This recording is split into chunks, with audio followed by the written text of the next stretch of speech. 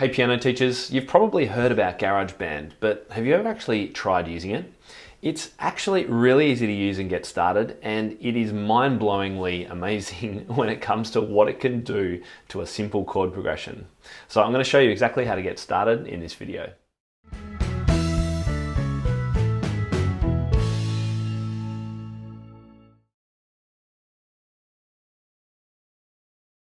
Alright, so let's record our first track. So to start a new recording, I'm going to press the plus button in the top left corner, and I'm then going to click on Create New Song. Now the first thing that comes up is a clickable or a sort of a sliding list of all the instruments that you could possibly choose to record your track with. So for the sake of today's example, I'm going to choose guitar, because it's got lots of great options that sound pretty amazing that we can use. Now you'll notice there is a section up the top here that says live loops. I'm going to cover live loops in a later module. We're not going to worry about that now. So just make sure you're on tracks, and then I'm just going to click the actual symbol of the guitar here to get started. Okay, so here is one example of the instrument layout for GarageBand. So you can see down here we've got some strings that you can pluck. We've got in the left-hand side of the screen, just below the timeline, we've got, it says Roots Rock. I just clicked on that. So this is where you can select a variety of guitars to choose from. I'm actually going to choose an acoustic guitar to begin. So you can see that the screen looks slightly different for each guitar. If we were looking at a violin, it would have 4 strings and it would look like a violin. If we were looking at a bass, it would have 4 strings and look like a bass. Again, same kind of thing. Now you can see here too, on the right hand side of the screen, there's a toggle between chords and notes. So if I go to notes, then I can actually just play individual notes. All right, we don't want to do that because I'm not a guitarist. I don't know where these notes are, but I can strum some chords pretty easily. And there's 2 ways to strum a chord on GarageBand. One is to just strum through the strings like this, or just click on the chord name at the top: G, C, F, etc. And that's the way that I would recommend we do it today.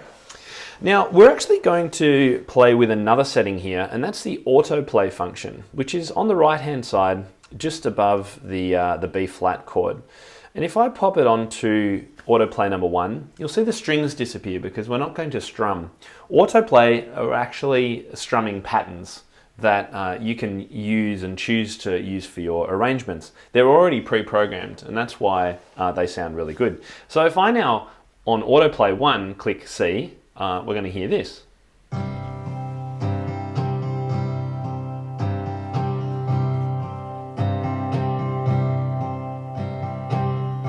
So that's kind of groovy. We've got some rhythm going on, as you can tell. So if I go to number 2, this is number 3,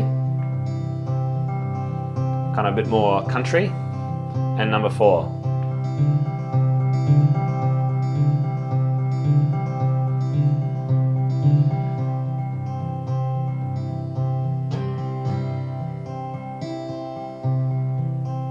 As you can see, you can waste a lot of time with this app. So get students to pick one of those really, really quickly. Otherwise you'll be going around in circles and wasting a whole lot of time.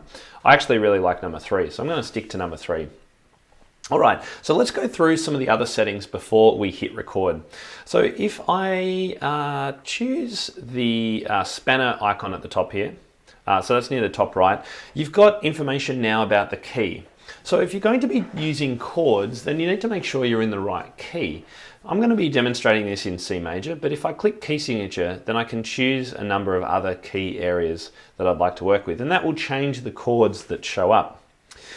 The chords, of course, are the ones that you'll find in the circle of fifths, which is why this aligns so well to my 4-chord composing framework. If you're not familiar with that, then do head to timtopham.com/chords to find out more about it. It uses the circle of fifths as a basis for chord progression and composing. You can see here that in the key of C, all of these chords from F to the left are all the 6 main chords in the key of C. And indeed, with C in the middle, we've got the primary triads of F on the right, and G on the left.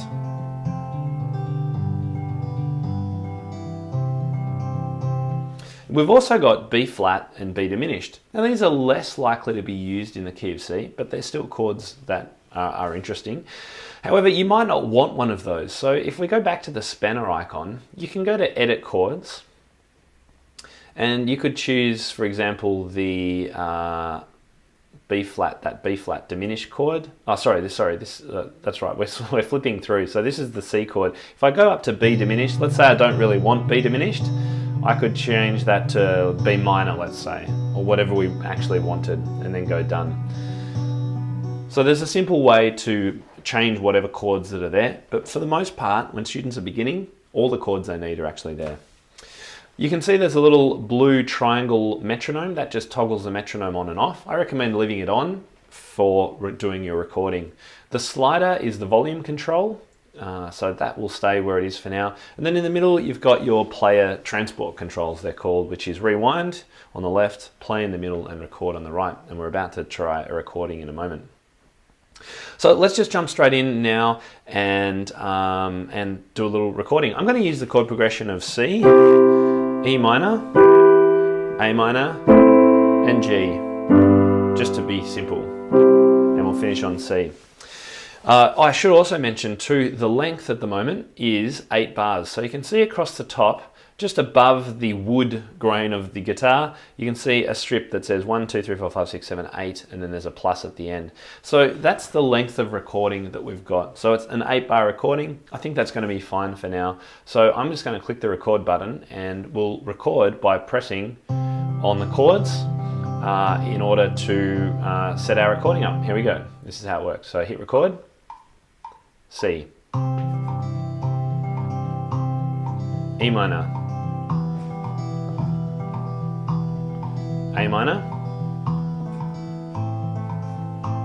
and G.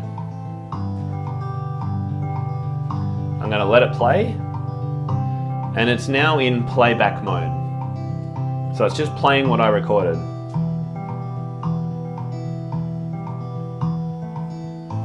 Now, did you notice there at bar 5, the chord didn't change at quite the right time?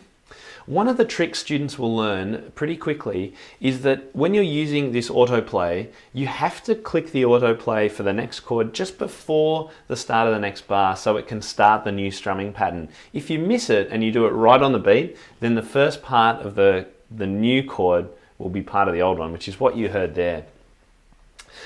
So if we wanted to undo it or redo it, we can click that arrow thing that kind of looks like a U-turn on the U-turn symbol going to the left, and you can see that it's now blank. I'm going to hit the back to the start button and we'll try that one more time. Here we go.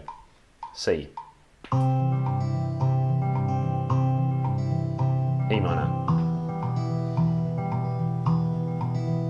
A minor, and G. Oh, I missed it. Anyway, you get the idea. So that's the starting track and the way to get some information into GarageBand really quickly. Now, the great thing about what we've done here is we've just recorded a really simple backing track with one instrument, guitar playing. So if I wanted to, I could play along to that.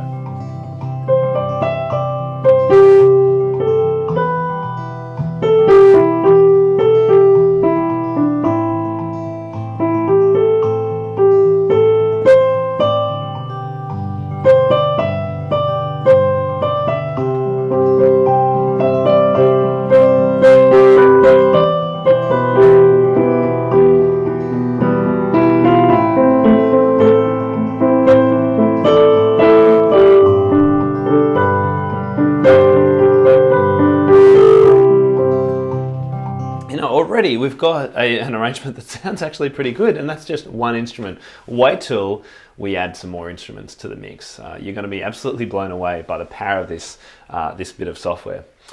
Okay, so you've seen how easy it is to input chords using the autoplay feature of GarageBand. And that is really the best way to make a start for students if you want to have a quick win with recording a student's chord progression onto another instrument and allowing them to play along to it. So yeah, that's our first session. In the next lesson, I'm actually going to show you how you can record live an acoustic piano or take an input from a piano, a digital piano, directly in and record that along with your chord progression. You could either do that first, or as I've shown you today, it's actually more fun to start with a different instrument because we're all familiar with piano, so it's fun to use a bass guitar or strings or something like that. So next lesson, we'll do some recording of an acoustic or a digital piano, and then we'll go and add bass and drums and all the other fun instruments too to fill out our mix. All right, look forward to seeing you in the next module.